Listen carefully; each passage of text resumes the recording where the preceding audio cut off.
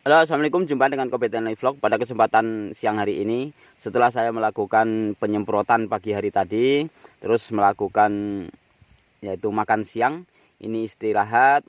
Ya, setelah makan siang menunggu beberapa menit lagi, terus saya akan berbagi tentang apa yang saya lakukan yaitu dalam penyemprotan pagi hari tadi. Itu karena ini masih masa yaitu vegetatif untuk memasuki masa generatif, maka saya berbaginya tentang pupuk daun yang saya gunakan beserta insektisida.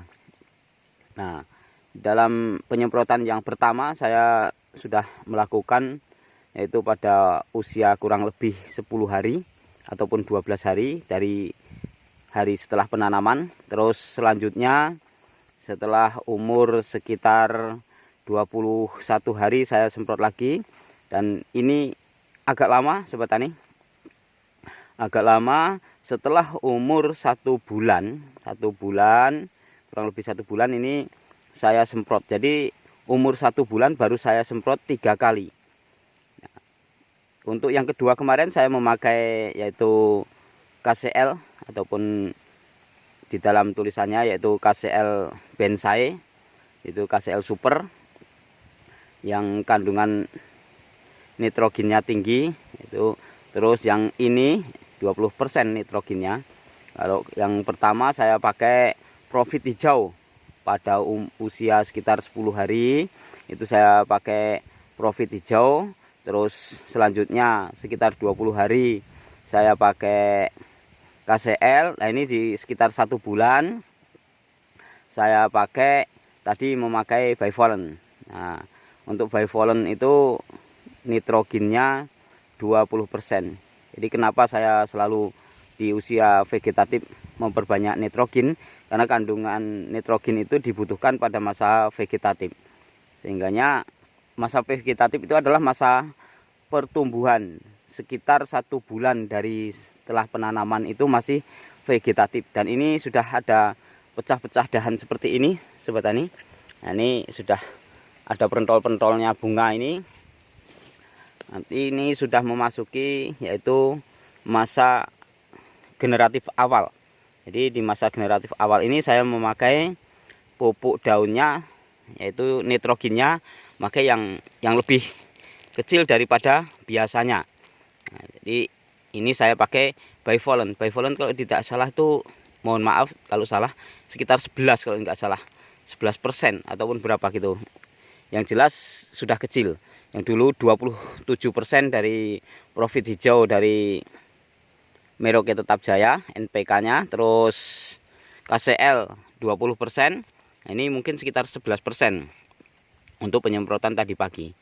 Nah, sedangkan saya campur dengan insektisida karena ini kelihatannya yaitu untuk perawatan trip. Nah, maka saya pakai insektisida. Boleh sobat tani memakai apapun yang di situ tujuannya untuk menghilangkan trip. Di dalam anjuran ataupun brosur labelnya itu untuk membasmi trip. Banyak yang menggunakan abamectin yang berbagai macam jenis merek dagangnya, tapi bahan aktifnya abamectin. Ya, jadi terus dicampur dengan tambahkan lagi dengan penembus ataupun perata. Yang jelas biasanya dikenal dengan perekat gitu aja. Kalau beli di toko pertanian perekat. Saya yang simple-simple aja. Pupuk daunnya, ya pupuk daunnya merek dagangnya yaitu Bivolen. Jadi bagi petani yang sudah berpengalaman ataupun para suhu-suhu, mungkin kalau disebutkan ya pupuk jenis-jenisnya mungkin tahu, tapi yang jelas kalau petani pemula yang jelas aja seperti Bivolen, Grand Top ataupun Profit ataupun KCL gitu aja, ataupun Subur. Jadi Top Subur, Subur Top itu merek-merek dagang yang di situ tersedia di pertanian, sehingganya para petani pemula itu mudah untuk membelinya. Kalau mau berbicara muluk-muluk memang ya saya nggak bisa untuk berbicara yang tinggi-tinggi. Mungkin levelnya ataupun kelasnya saya ini kelas yang apa adanya. Tapi saya berbagi kepada khususnya petani-petani pemula, itu mudah-mudahan cepat diterima, bisa diterima simple tapi jelas, karena kebutuhan dari tanaman cabai ini itu sebenarnya ya kalau diomong banyak ya banyak, tapi kalau diomong dikit ya dikit. Yang jelas nitrogen, fosfat, kalium, terus ya ditambah misalkan sudah pakai pupuk kandang, pakai pupuk kapur, pupuk dulunya NPK ataupun SP ataupun Poska di dalamnya, ya udah gitu. Jadi tinggal perawatan misalkan ada ulatnya semprot racun ulat, ada tripnya semprot pakai yang sejenis bahan aktif abamectin, merek dagangnya bebas. Kalau masih keriting, kasih lagi tambah Pegasus di apa istilahnya, di rolling. Makanya ya nanti yang prakteknya di dalam penanaman cabai, akhirnya cabai itu bisa terjual bagus sampai panen dapat duit. Itu biasanya tujuan petani, tidak harus hafal dari seluruh obat-obatan. Maka dalam kesempatan ini khususnya untuk petani pemula, ya gunakan mana yang perlu dan tanyakan apabila tidak tahu. Punya saya cabainya keriting, nah itu tanyakan kepada yang sobat tani anggap lebih tahu ataupun yang pernah berhasil di dalam yaitu bertani cabai. Karena bertani cabai ini diomong mudah ya, mudah bagi yang nasibnya lagi bagus ataupun kebetulan tanah pertama dia tanya langsung nurut. Nah, diterapkan bagus, tapi belum tentu setiap dia nanam cabai bagus itulah cabai. Jadi nggak bisa jadi patokan saya tukang nanam cabai setiap nanam pasti bagus, tidak. Tapi ketika kita sudah tahu ilmunya, ya mudah-mudahan untuk mengurangi kerugian itu bisa. Tapi kalau kita sama sekali nggak tahu ilmunya dan malas bertanya, yaitu banyak yang gagal di dalam budidaya tanaman cabai. Nah, ini tadi pagi saya nyemprotnya dengan bivolan, terus dengan racunnya ya bahan aktifnya dicarikan yang, karena ini masa seperti ini rawan-rawannya trip, yaitu yang untuk membunuh trip. Di situ ada sasarannya, hama sasarannya. Silahkan sobat tani milih apapun.